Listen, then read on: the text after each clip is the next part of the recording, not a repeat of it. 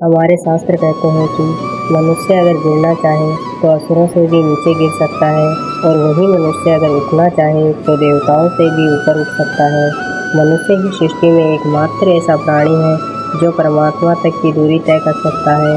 इस संसार में श्रीमद् भगवद गीता के पवित्र ज्ञान से न जाने कितने ही लोग, कितने ही महापुरुषों ने अपना जीवन बदल लिया। अगर आप ये सोचते हैं कि भगवद गीता में सिर्फ ये लिखा है कि भगवान की पूजा कैसे करनी है, तो आप बिल्कुल गलत हैं, क्योंकि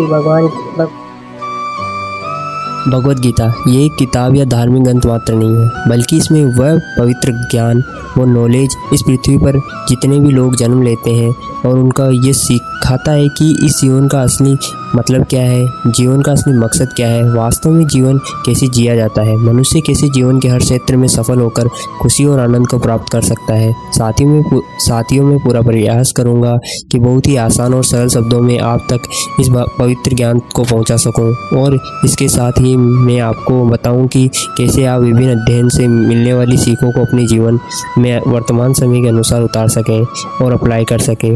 भगवद गीता के ज्ञान ने एक दुखी और मन के हारे हुए धनुष नीचे गिरा देने वाले अर्जुन को महाभारत के महान युद्ध का सर्वश्रेष्ठ योद्धा और विजेता बना दिया। अगर आप भी अपने जीवन में किसी मकसद को लेकर आगे बढ़ रहे हैं तो मेरा यकीन मानिए कि आप जिंदगी की समस्या के जंग के मैदान के अर्जुन हो सकते हैं।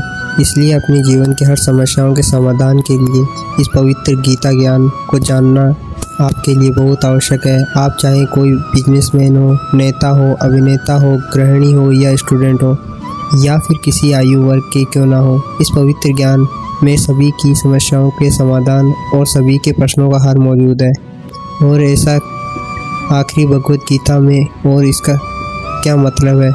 श्रीमद् भगवद गीता के बारे में एकमत शास्त्र जिसका गायन भगवान के श्रीमुख से हुआ है वह श्रीमद् भगवद गीता है। जब महाभारत के रण के मध्य में धनुर्धारी अर्जुन युद्ध के लिए घबराया गया तो भगवान श्री कृष्ण ने अपने श्रीमुख से जिस शास्त्र का गायन किया, जिस गीत का गायन किया, वह श्रीमद् भगवद गीता। इस सृष्टि में पूजन योग्य एकमात्र देव है, वो है भगवान श्री कृष्ण। एकमात्र मंत्र है, वह है उनका नाम। एकमात्र कर्म है, वह है प्रभु की आराधना। श्रीमद् भगवद गीता का जितना भी अध्ययन किया जाए, जितना भी समझा जाए, जितना भी उतना ही कम है। इसे जितने बार पढ़ा जाए और सुना जाए उतनी ही बार कम है। कुछ ना कुछ नया जानने को, नया सीखने को ज़रूर मिलता है। इसलिए आपको शांति से बैठकर आंखें बंद करके इस वीडियो की पूरी बातों को जब तक समझ में ना आए तब तक बार बार सुनना चाहिए, अपने मस्तिष्क में बैठाना चाहिए। आज हम श्रीमद् भगवद गीता के प्रथम अध्याय के बारे में जानेंगे।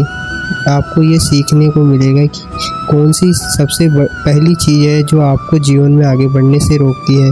भले ही आप में बहुत नॉलेज हो, आप में बहुत काबिलियत हो, लेकिन उससे एक चीज़ की वजह से सही निर्णय या सही डिसीजन नहीं ले पाते हैं और अपने काम में सफल नहीं हो पाते हैं। तो आइए शुरुआत करते हैं श्रीमद् भगवद गीता का प्रथम अध्याय। इस प्रथम अध्याय में कुरुक्षेत्र के युद्ध स्थल में सेना का निरीक्षण। साथियों, किसी भी ज्ञान की शुरुआत अज्ञानता से या उत्सुकता से होती है, उसी तरह श्रीमद् भगवद गीता की शुरुआत धृतराष्ट्र के एक प्रश्न से होती है। धृतराष्ट्र जो कि अज्ञानता का प्रतीक है, अज्ञान रूपी धृतराष्ट्र जिसे सत्य मालूम है, जिससे मालूम है कि इस संसार में एकमात्र सत्य परमात्मा है, लेकिन वो पुत्र के मोह में अंधा होकर जीवन जीता रहता है। सबको मालूम है धृतराष्ट्र जन्म से अंधे थे। उन्होंने महाभारत के युद्ध को देखा, लेकिन कैसे? उन्होंने संजय की दृष्टि से देखा। श्रीमद् भगवद गीता के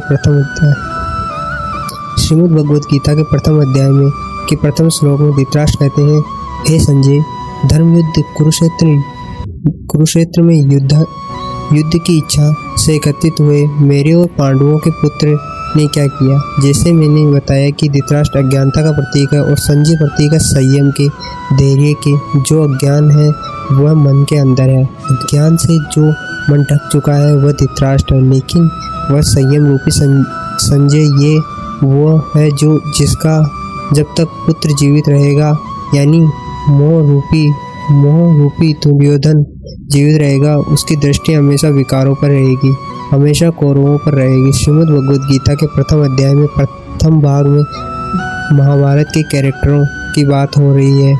यहाँ पर किरदारों की बात हो रही है कि कौन सा महारथी जो है वह वहाँ जाकर शंख बजा रहा है, कौन सा महारथी है जो सेना के बारे में बात कर रहा है। चारों तरफ युद्ध शुरू करने के लिए शंखनाद हो रहे हैं। कौरवों में दुर्योधन बहुत खुश है क्योंकि उसके पास बहुत बड़ी बड़ी सेना थी। बहुत भीष्म पितामह थे, गुरु द्रोण थे, गुरु कृपाचार्य थे, कर्ण जैसे बड़े बड़े योद्धा थे। पांडवों की सेना में अनुराग रूपी अर्जुन, भाव रूपी भीम, धर्म रूपी युधिष्ठिर सहित 5 पांडव थे। भगवान श्री कृष्ण और अभिमन्यु आदि योद्धा थे।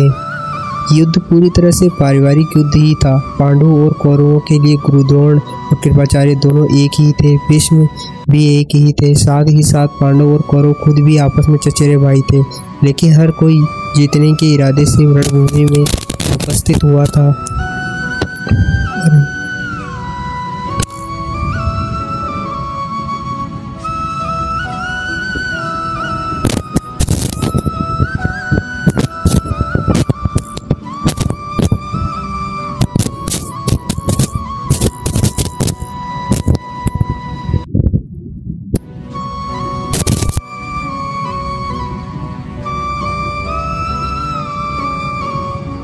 एक ही थे। साथ ही साथ पांडव और कौरव खुद भी आपस में चचेरे भाई थे, लेकिन हर कोई जीतने के इरादे से रणभूमि में आया हुआ था।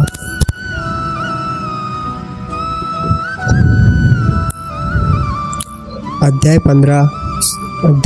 1 श्लोक 15 में संजय धृतराष्ट्र को बताते हैं कि ऋषिकेश ने अपना पंचजन्य शंख बजाया, अर्जुन ने देवदत्त शंख तथा अतिभोज्य व अति मानवीय कार्य करने वाले भीम ने पौंड्रक नामक भयंकर शंख बजाया। इस श्लोक में भगवान श्री कृष्ण को ऋषिकेश कहकर संबोधित किया गया है, क्योंकि वे ही समस्त इंद्रियों के स्वामी हैं। सारे जीव उनके विभिन्न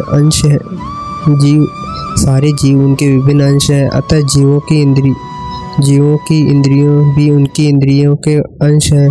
भगवान समस्त जीवों के हृदय में स्थिर होकर उनकी इंद्रियों को निर्देशित करते हैं।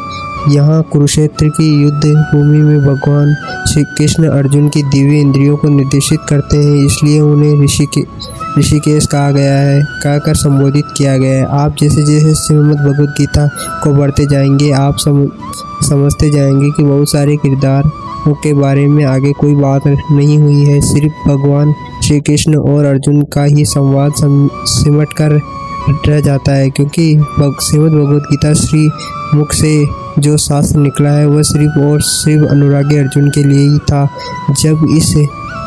जब हम इस प्रथम अध्याय के बारे में भाग में आते हैं तो फिर बात होती है कि धनुर्धारी अर्जुन की दुविधा की, उनके संशय की। अर्जुन जो है वह भगवान श्री कृष्ण से कहते हैं कि आप जो मेरा रथ है, मैं देखना चाहता हूँ कि कौन कौन सा योद्धा है जो इस युद्ध भूमि में आया है।